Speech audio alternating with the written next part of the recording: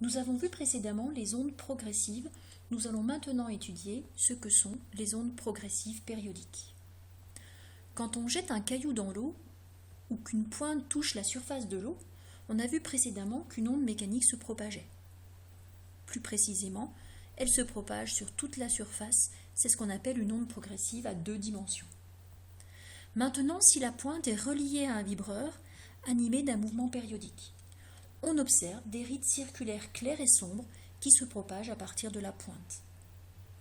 On peut rendre ce phénomène plus visible à l'aide d'une simulation d'une cuve à ondes.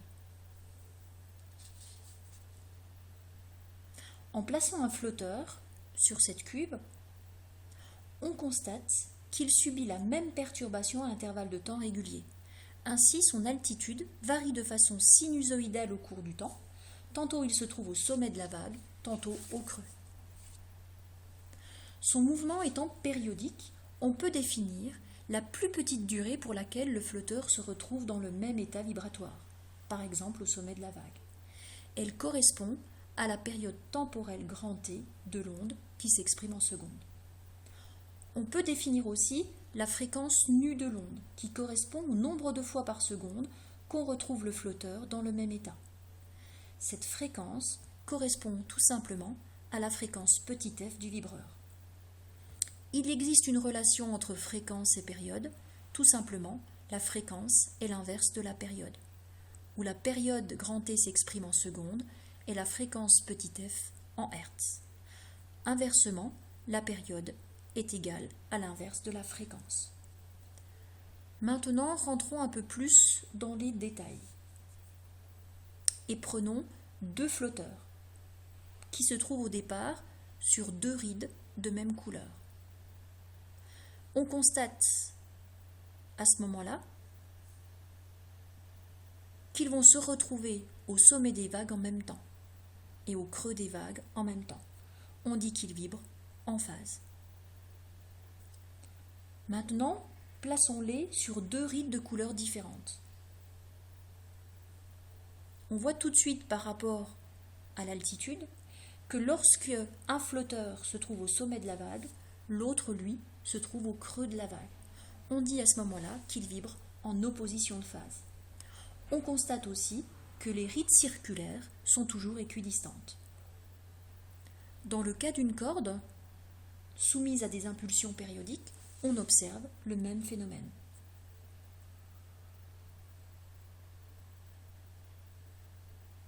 On peut retrouver 2 points qui vibrent en opposition de phase. Lorsque l'un a une altitude max, l'autre a une altitude min, on le voit sur la deuxième coupe. Et on peut aussi trouver 2 points du milieu qui vibrent en phase et donc qui sont dans le même état vibratoire.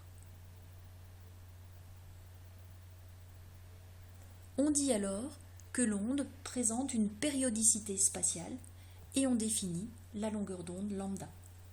C'est la plus petite distance qui sépare 2 points dans le même état vibratoire.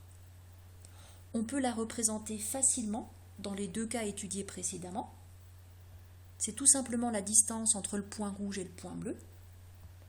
Ou encore, c'est la distance entre 2 rides de même couleur consécutives. Pour la déterminer cette longueur d'onde avec le plus de précision possible, on peut mesurer une distance plus grande et donc mesurer plusieurs longueurs d'onde. Ainsi, une onde progressive périodique présente une double périodicité. Une périodicité temporelle grand T, une périodicité spatiale lambda. Maintenant, quelle relation relie ces 2 périodicités? Pour cela, reprenons le cas de la corde.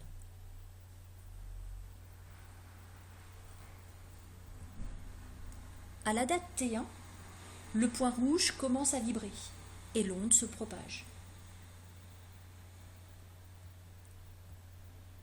À la date T1 plus grand T, le point rouge recommence à vibrer, mais en même temps, l'onde a atteint le point bleu, qui commence à vibrer lui aussi. Ces 2 points vibrent donc en phase et leur distance correspond à la longueur d'onde lambda.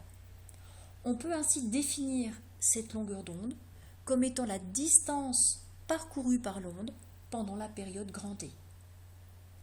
L'onde se déplaçant à la célérité v, on peut alors trouver la relation lambda égale v fois t, ou encore, si on l'exprime en fonction de la fréquence, lambda égale v sur nu. Lambda étant une distance, elle s'exprime donc en mètres dans le système international.